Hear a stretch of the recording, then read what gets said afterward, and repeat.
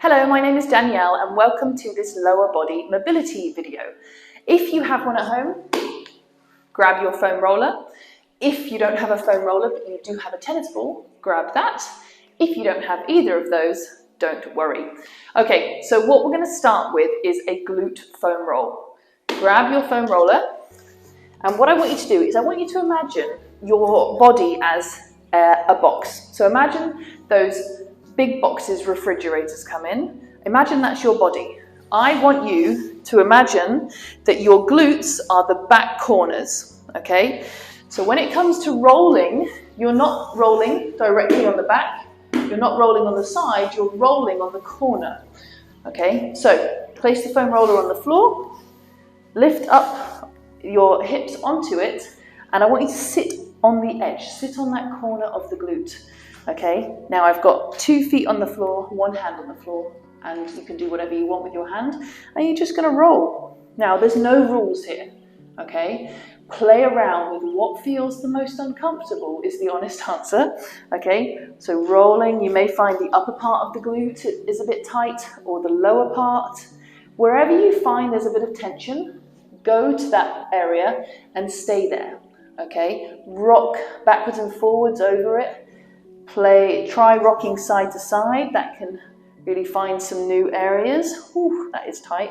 Okay, and just explore it and find some areas that feel tight for you. Now, if you don't have a foam roller, one of the things you can do is if you've got a rolling pin at home, wrap that up in a towel, or wrap a broom handle up in a towel. You may not be able to roll on it, but you can move side to side on it. Actually, even just a rolled up towel might help, okay?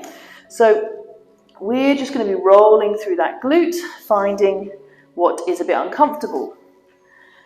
So from there, we're going to swap to the other side. Now, if you don't have a foam roller, but you do have a tennis ball, you can actually do the same thing, okay? You can put your weight through both hands and both feet and roll and draw circles on the ball. Now, you may find the tennis ball is a little bit more uncomfortable.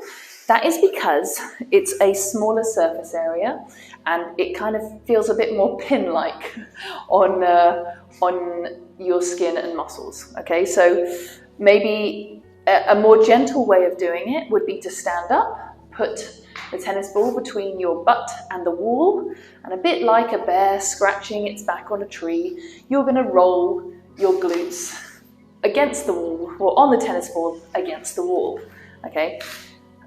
Now, all of this stuff is, when we foam roll out any muscle or any tissue, it is a little bit like a self-massage. It's like going and having a massage. What it does, it can help release some of the tension that may be being held in the muscle, but it's not going to improve your mobility overnight. You're not going to just roll your glutes and then have an increased range of motion. But what it can do is after you roll your glutes, okay, and then perform exercise, it might give you a little bit more range of motion momentarily, okay, but it probably won't last unless you exercise and train and use that range of motion, okay? I am a massive fan of rolling the glutes, particularly if my back is feeling a bit crummy, okay? Often, when our backs feel uncomfortable, now I'm not talking about back pain or chronic back pain, I'm talking like if one day your back's feeling a little bit niggly, okay, after a training session, go and roll your glutes and you might find it completely vanishes. Now, this is obviously not the case for everyone, but it's always worth a try, okay? So rolling the glutes. The next thing I want you to do is stretch your hip flexors. So you're going to come to a half kneeling position, okay? So don't have this leg too close, ankle out a bit further. You're going to first start off by tucking your tail under, okay? Scooping your pelvis under, squeezing your bottom, and you're going to feel immediately a stretch on the hip here. From there, lean forward, and then whichever side is being stretched, reach that arm up and across. Now, try not to collapse as you do this. Reach the arm up and over. And we're going to hang out here for about 5 breaths. Now, the breath is super important in helping us relax and let go of tension. Okay, so breathe in, shorter inhale, longer exhale. And as you exhale, you may find that you can melt deeper into the stretch. 2 more breaths.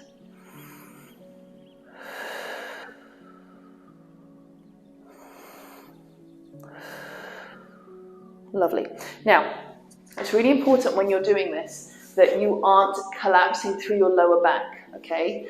We want this to come from the hip, not the spine. So tuck the tail under. You'll feel lots of tension here under your glute, and then you're going to lean forward. Now, as you lean forward, we're not collapsing, okay? Tuck, glute tucked, move from the knee, and feel the increased stretch on the thigh. Bring the arm up, and again, don't collapse down. Almost rotate backwards slightly and lean across. We're going to do 5 breaths.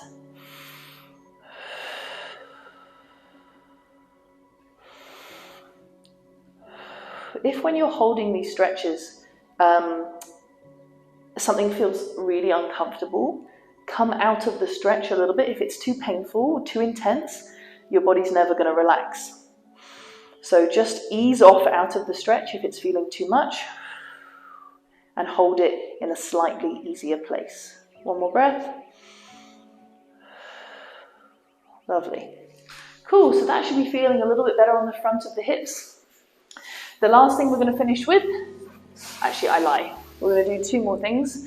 The last one you're going to do is a pigeon stretch. Now, if you have some pillows, use pillows, or you could, if you have a low sofa, you could use the height of the sofa. But honestly, the best height for this is just a foot or so off the ground. It just allows you to get into a more comfortable position to stretch the glutes. Okay, so what you need is those cushions or a mat. Bring your front leg, bring one of your legs up onto the box. And in an ideal world, you want to get your shin and your ankle as horizontal as possible. But you may find, let me spin around so you can see, what you may find is your hip mobility doesn't allow for that. Ideally we want this, but you may find you're going to be tucked in a little bit. That's fine. Just do what your body can do comfortably. And then your back leg, the kneecap is flat on the ground, the foot can be relaxed, and you're going to hang out here. Okay. Now, again, play around with moving side to side. What feels more, well, not necessarily more challenging, but where does it feel like you're getting a good stretch? We're looking to feel a stretch through here, through the glute, so all through here. For many people, actually leaning towards the side that you're stretching may increase it. And just moving backwards and forwards. Again, side to side, I should say. Again, focusing on that breath. And after a few exhales, you might be able to slide that back leg a little bit further back and think about sitting your crotch down towards the ground underneath you. 2 more breaths.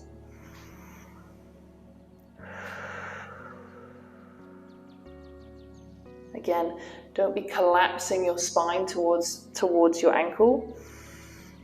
Let's go to the other side.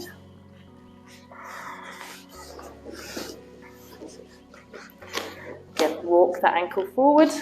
If you need to start nice and close with this back leg, do so. Otherwise, as you can, move that leg a little bit further back. Now I'm a little bit more mobile on this side. You may find that you have quite big differences between sides of the body. That's fine. That's very normal. Okay. Again, relax. Exhale and try and think about crotch dropping down to the floor beneath you. Don't let your spine collapse. Gently keep that rib cage drawn down.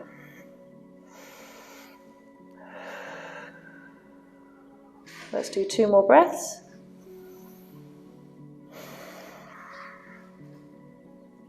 Last one. Lovely. Come on out. All right. The last thing we're going to finish with are some hip CARs. CARs stand for controlled articulated rotations. Okay, now don't overthink these too much, but do try to keep the most of your body still. Let me show you what I mean. So you're going to come down to a hand and knee position. We want to find a middle ground for our lower back. Okay, so we're not dumping our belly towards the ground. We're not tucked under. Find a middle ground, and we're going to keep some tension through our shoulder blades. So we're drawing our shoulder blades down, and we're finding balance on one knee. So I'm lifting up my left knee off the floor, and we're going to start by opening the knee out to the side like a dog cocking its leg to have a wee. Okay, knee comes out to the side. Okay, and from there you're going to push your heel back up to the sky. Now, as you push this heel back, don't let belly drop down to floor. Okay, keep your ribs and hips connected. Okay, heel to sky. Bring the knee forward. Push that heel back to the sky. Rotate, drop the ankle down. Keep the knee as high as you possibly can, and back to the start. Okay, from there, heel to sky. Come back. I've gone in the wrong direction, but that's fine. Come out to the side. Keep the heel high, heel to sky, bring the knee forward, heel to sky again, rotate round and down. Come up forward, knee out to the sky.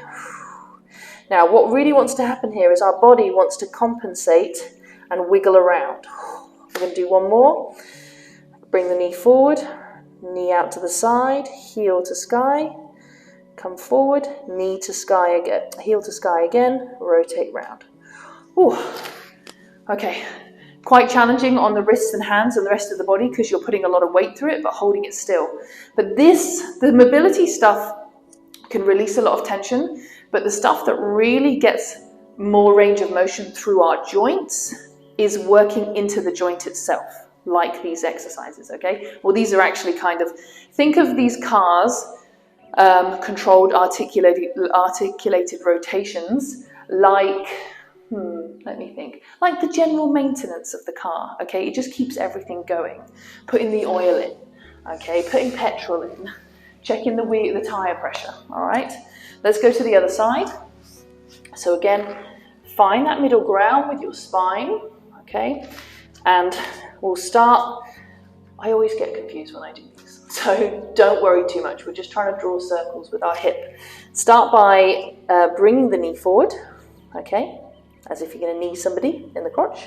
Then push the heel to the sky. Let the ankle drop, but keep the knee as high as you can. Draw a big circle round towards your elbow and back, okay?